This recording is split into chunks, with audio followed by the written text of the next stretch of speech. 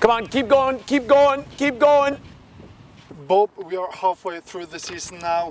What comes up in your mind when you are asked to describe this stretch of matches? The first half overall is a success. 30 points, 15 matches. I think we feel good about that. Good, again, back and forth. We got a nice little consolation prize after the disappointing loss at start when Rosenborg also loses to Buda. So it keeps us 3 points behind. But of course, we look at so many things a lot closer than that. And I think on our minds right now is that in the last stretch, we've lost a little bit. And the way I describe it to the team is that we've got some talented attacking players. We've worked to make sure that there's some freedom in our attack and some mobility. But at the same time, the attacking freedom has to be balanced with also some real structure and the right kind of mentality. You can't have games, and I think start was a little bit like this, where we had plenty of chances going forward, but in the end, you can't just hope that your attacking players make plays, and that's the only way you win games. You win games with complete efforts. You win games with the reaction after you lose the ball, and even as we looked at the defensive side this week, of course, it's easy to see that we gave up some goals off of crosses. We can work on that. But we also point out that the whole thing really works together. And oftentimes your defending starts with your attacking. If you lose the ball in bad ways, if attacking players just all run forward and now the ball turns over and you're caught in bad situations, then your defending is going to pay the price. So we look a lot at how we play as a team. I think we still feel that the balance in the team, the understanding can improve. And then the other part is just that when you have talented attacking players, you want to see them make plays. You want to see them still get by players at the right time, combine, play the right kind of 1-2s. And I think we've lost a little bit of sharpness. It can happen. But we're focused on making sure that that part can come together quickly. How do you feel they respond now then? It's 4 more days before they take a week break. Are they up there? Are they motivated for this game? They better be, because obviously the message was loud and clear after start. And it's really important now that we can come back here to Naderu against Sarpsborg, play really well, get 3 points, and still feel like we've already started to address some of those issues. The last thing we want now is a flat effort. So we've challenged the players. We've had training sessions where we've looked hard at some of the little things that must improve. And of course, as always, it comes back to 90 minutes on Sunday where we need good efforts and we need things to click in the right way. And Bob, we added a lot of players to our squad only days before the season started. You got a lot of praise for how you and your team have put this team together in no time. What's your own thoughts around that aspect? I think that the players that came in at the end of the first window gave us something different. So as much as it would have been nice to have them here earlier, it's also just important to add players with attacking qualities. And so when you think about Yassine El Ganase and Adama Diomande and Ernest Asante, they all bring exciting elements. And I do think that we were able to establish pretty quickly a sense of where that could fit in with our team. But once you get to that point, there's more work. I don't think we've seen the best from Yassine. I think it's still been up and down. I challenge him in different ways to understand that he can do more to contribute to the team than just what happens when the ball's at his feet. He's got an ability to make some runs that cause trouble in the defense. He can help us defensively. Dio, for sure, first half has been fantastic. But where can he improve? Cleaning up little touches. Sometimes, he's strong, but There's no need to wrestle with defenders if the touches are cleaner and you're already on the move, and then the decision about when to release the pass is better. Ernest, we know on the right side, is a real threat.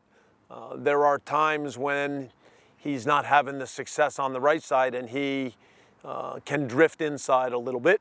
But I think in the middle of the field, we still need to improve some of his decision making and some of his ideas, because he gets a little bit lost sometimes when he comes into the center. It's not that we want it to happen all the time, that he drifts inside, but still to try to give our attack a little bit of versatility, we do move in different ways. And so there's many little things that we're still working to improve.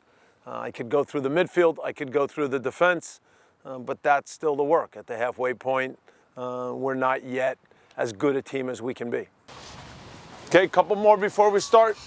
Okay, here, then 2 in each. That's it. Up, up, up, up. On the training field and in matches, we keep hearing about angles, movement, playing forward. You're loud and clear every single day. You don't seem to have any bad days out there. What motivates you? What keeps you going? The motivation is to make a good team. And I think the coaching staff sets the example every day, that the work, the enthusiasm, the energy, the commitment to getting it right. And again, I think the players appreciate that. We try to have a good training environment, one that is demanding for sure, but one that is also positive and encouraging, one that's also fitting with the game. Our training sessions are high tempo, but the work is done in a real football way. Sessions are normally 75 to 90 minutes. Things keep moving. The kind of little attacking ideas that we work on, I think, fit very clearly with what the players see, not only when they watch our games, but what we see from the best teams in the world when we occasionally use that as a yardstick. So, I've always enjoyed the process of trying to become a good team, and I enjoyed getting there with the players every day and pushing things, and then most of all, seeing if come match time, it can come together in a way that we're all feeling good about and very proud. Give yourselves some room. Get on your backs. Get on your backs. Give yourselves some room. One side, then the other. Almost done with the warm-up. What about your desire to win? How strong is it? Yeah, of course. That's what it's all about. You want good football. You want to have a team that can compete. You want to have a team that's unselfish. At times you see little things, body language, players that react poorly to referees' calls or to missed passes. And you try to wipe all that away, because you want a team that just is ready for the next play, that competes, and that can walk off the field and have that feeling inside the locker room where everybody has given everything they have. And if you do that, your chances of winning goes up. And so, it's always an interesting balance, because all teams want to win, but there's got to be an understanding of what it takes to win. And you focus on getting the little things right, and then you believe that the winning will come from that. How do you see yourself as a leader? I try to set a good example. I try to find the right tone with the team. As I've said many times, you have to have different approaches. It's got to be clear what we're all about, what's our identity. There's got to be some idea that when we show up every day, how do we get along? How do we communicate? What's the trust factor like? Then there's also got to be a personal side to the whole thing. You've got to make sure that players are doing okay with the rest of their lives, and you have to pay attention to that. So, I think as a leader, you try to observe, you try to figure out where everybody is every day and keep an eye on things. And then most of all, you try to have this vision of what your team can look like, and every day you work towards that vision. How satisfied are you in terms of this vision? I'm not satisfied yet, because I joke with the players all the time that for any of us that coach football, when you feel good about the way your team plays, all you need to do is pull out a few Barcelona matches, watch closely, and you see how many more levels there still are to achieve. But I think we're making progress. I'd like to think that our supporters see the kind of football we play. I think around Norway the buzz is still positive about our football, our results, but we still think mostly about what it's like on the inside, and the feeling that we have as a group when we feel good about our work, when we feel good about our results. We've got half a season left with a lot to play for. So following the Sarpsborg game, everybody gets a little time off, and then we'll come back strong, ready to attack the last 14 games. Put the feet down fast! Put the feet down, up! Good! And Bob, it's not a secret that you're very passionate about the game. Who do you take inspiration from? Which managers, which teams? You talked about Barcelona now. Well, of course, Barcelona in the last 10 years has been an incredible team to watch.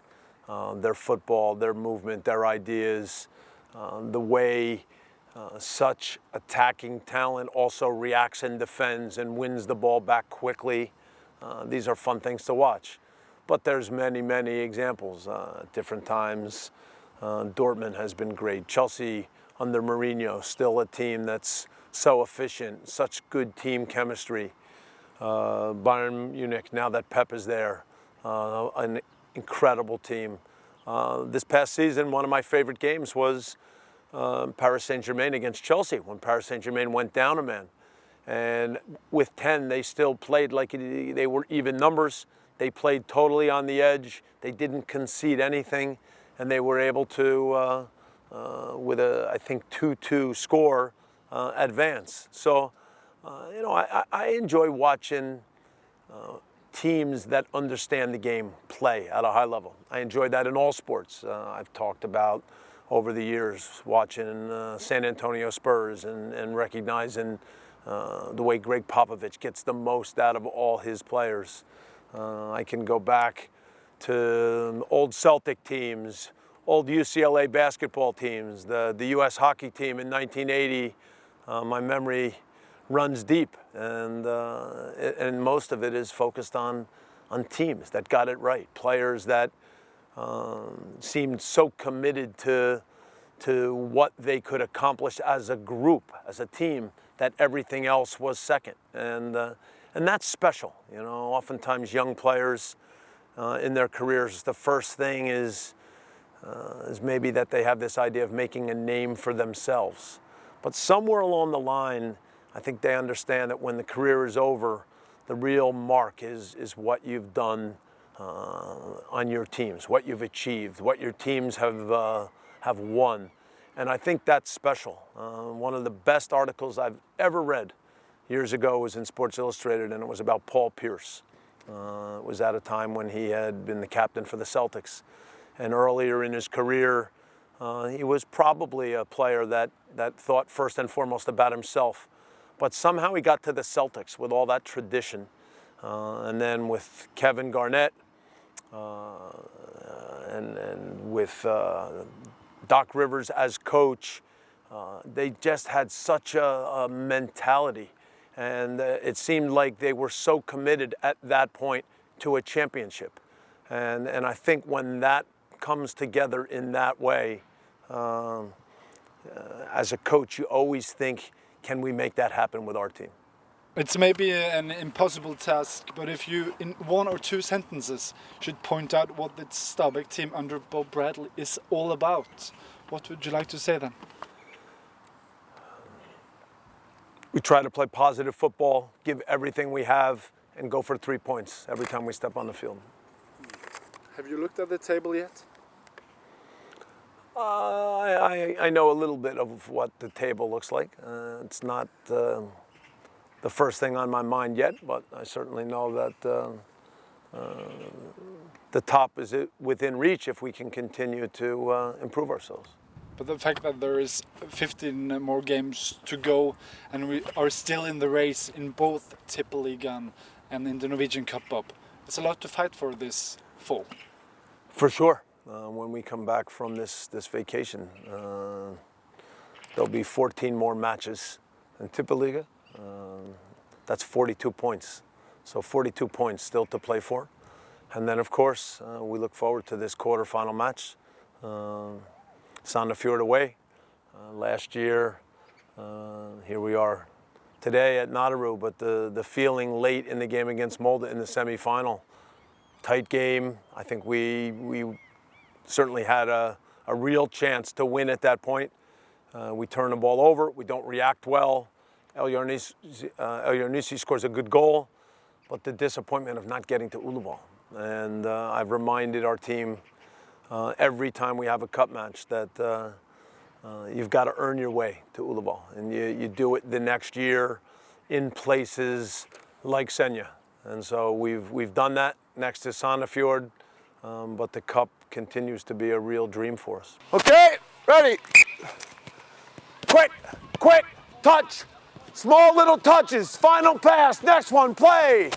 Good. We always want as much people as possible in the stands here at Nadderud, and especially now, the next part of the season. What is your message for our fans, Bob?